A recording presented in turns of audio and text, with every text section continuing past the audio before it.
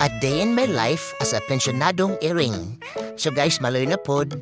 So karon guys, tanawa, ilikay-likayan niya ko si Papa guys, kay iya akong himutaan. Iya jud ko aning ko agmuta, kay akong mata sige maring muta-muta guys. Ampot iporgaman ta ko niya, basig na pa ko'y bitok. Iya akong sige mutaan na, di ko ganahan guys, kay sakitan man ko. Unya karon gitagaan man niya aning biskuit-biskuit. Na! Hanap po ning biskuit-biskuit, makatulog na sad may ani. Kay kiat naman sad bigsugod.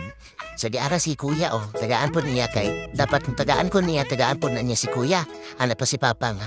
Kinanglan na mag-anad mo nga ating kapatid.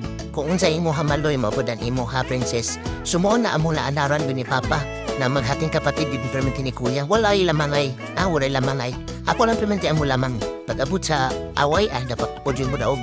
So di pa sa namin di Papa nga sigko kuhaan akong kaon. Na si kuya guys, siya is kamera. Ilikas kamera, napo siya sa likod sa cellphone. Tinalagyo siya guys, nanong nahiring. Nga wala may iring siya makitaan. Nga kung kuya no, ka-ignorante kaayo. Dugay naman tapay na siya sa kalibutan. Magdura katuig na siya, ignorante gyapon kaayo og kamera. No, kita kluban na ni Papa guys. Kita kluban na niya. Kaya murag perti na namong kaon. Buso na may ani. Tulog may ani whole day. Salamat dad.